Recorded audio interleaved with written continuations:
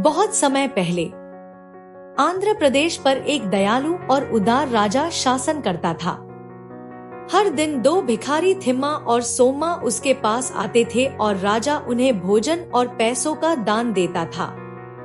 भिक्षा प्राप्त करने पर थिम्मा कहता था, भगवान महान है, वो जरूरतमंदों की सहायता करता है।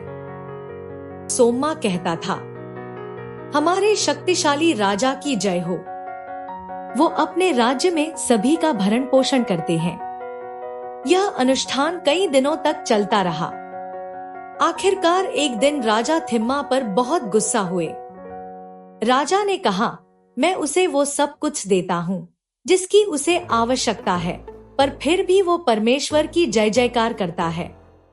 आखिरकार परमेश्वर ने उसके लिए क्या किया है? क्या थिम्मा को मेरी जय जयकार और शुक्रिया अदा नहीं करना चाहिए? तब राजा ने फैसला किया, रे मैं उस एहसान फरामोश भिखारी को सबक सिखाऊंगा। उसे इस बात का एहसास होना चाहिए कि असल में उसका भरण पोषण कौन कर रहा है।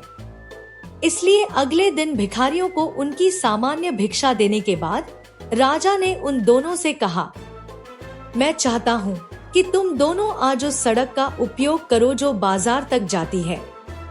इस असामान्य अनुरोध से भिखारी कुछ अचंभित हुए, लेकिन उन्होंने राजा की बात मान ली।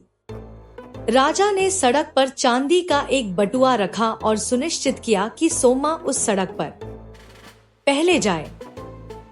सोम्मा ने राजा के अनुरोध पर आश्चर्यचकित होकर कहा, हो सकता है कि राजा चाहता हो कि मैं इस लुभावनी सड़क का आनंद उठाऊं।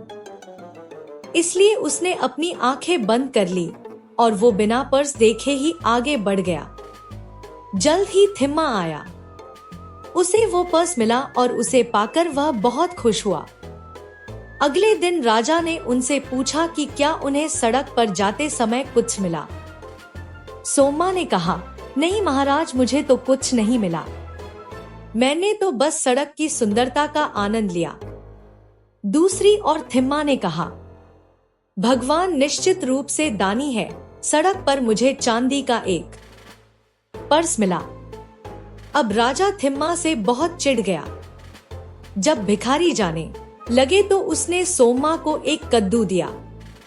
कद्दू को खोखला करा गया था और उसे सोने से भरा गया था, लेकिन सोम्मा यह नहीं जानता था।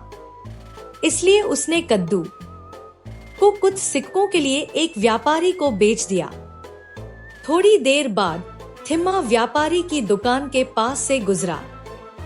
व्यापारी एक दयालु व्यक्ति था, इसलिए उसने थिम्मा को बुलाया और उसे कद्दू दान कर दिया। थिम्मा ने उसे धन्यवाद दिया और वो कद्दू को घर ले गया। अगले दिन राजा ने दोनों भिखारियों से पूछा कि क्या कल उनके साथ कुछ असामान्य हुआ था। सोम्मा ने कहा, नहीं महाराज, मैंने कल एक व्यापारी को कद्दू बेचकर कुछ सिक्के कमाए थे। राजा फिर थिम्मा की ओर मुड़ा और उससे पूछा कि क्या उसने भी कल सामान्य से कुछ अधिक कमाया था। थिम्मा ने कहा, अरे हाँ महाराज, एक व्यापारी ने मुझे एक कद्दू दिया था और जब मैंने उसे खोला तो वो सोने से भरा था। भगवान महान है। मैं आपको यह बताने आया हूँ कि मैं अब भिखारी नहीं रहा हूँ। कल मुझे जो सोना मिला वो मेरे लिए अपना शेष जीवन आराम से जीने के लिए पर्याप्त है। भगवान अपने लोगों का भरण पोषण करता है। थिम्मा ने अपना कहना जारी रखा। अब राजा बहुत निराश हुआ, लेकिन उसे अपनी हार स्वीकार करनी पड़ी। राजा ने स्वीकार किया कि थिम्मा सही है। राजा ने सोचा, आखिरकार वह भगवान ही है जिसने मेरे जरिए भिखारियों को दान दिलवाया।